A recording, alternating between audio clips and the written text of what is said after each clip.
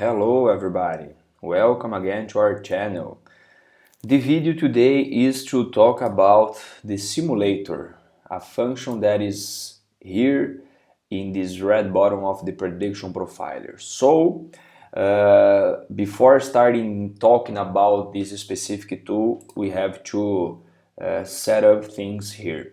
So I just found a very good combination of factors that achieve my target. My target here is 31, my lower specification limit is 30, my upper specification limit is 32. So if I put here this combination of factors, I will have 31 as a predicted result. So I don't need more the desirability function because I have already I already have my solution here. Let's say this value here I can change for 0, for example. And so let's talk about this, right? Here we are talking about the mean, but as engineers, as data scientists, as processes and quality analysts, we know that the moment that we put this to run in a factory, in an assembly line, or in a lab, we will have variation around this factor. Sometimes it's very difficult to go there and put 2350, 140, 0, exactly 0.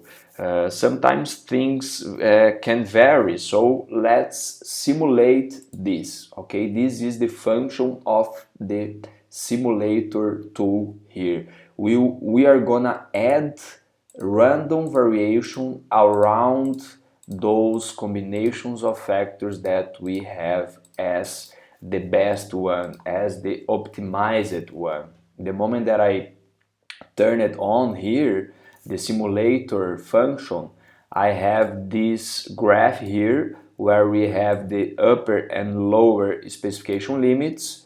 I have a number here about 10,000. And what is this? If I don't change this, okay, if I don't change this, JMP is using a CPK about 1 here, okay? So based on this value, the standard deviation to have a CPK about 1, around 1, is gonna be 0.003, and here 0.19, and so on. So if I simulate that every single factor here will have a CPK around 1 in the factory or whatever, let's simulate 10,000 products with this variation. So let's see what is gonna happen. So look at this. The mean of these 10,000 new products is gonna be 30.9898, and the standard deviation will be 0.92. So the failure rate, or the amount of parts that will be out of the specification, will be in this case 27%. Okay, so if you wanna put these levels in those factors in your factory, trying to guarantee the result of your product, you will have to work on minimizing the variation of those factors, mainly those ones that can affect more the result. Okay, so the CPK here should be more than 1, okay, for some factors. Let's simulate this. I just reduced the variation of those factors there, and let's simulate another 10,000 parts. Okay, the failure rate will be less. For example, here 4%. Okay, So this is a new failure rate, is based on the variation that you put here. Okay, this is very, very important. If you know how your factors vary in your factory or in your lab or in your supplier, for example, and you know that it is not a normal and random variation, so it could be a variable, a gamma, a beta, binomial, so whatever, okay? There are multiple possible combination or scenarios.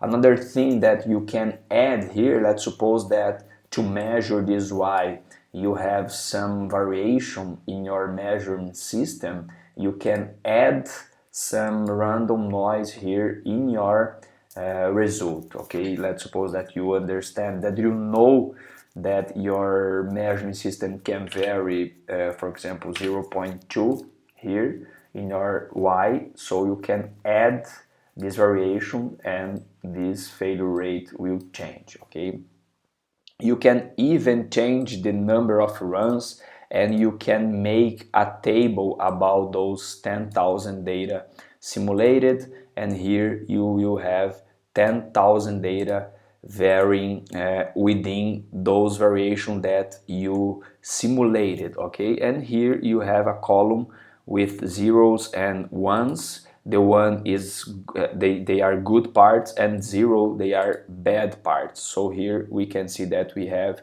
598 parts that will be out of the specification, in other words, a problem. Okay, so this is the simulator. This is a very, very powerful tool in JMP. I hope you have enjoyed this video, and see you in the next one. Bye bye.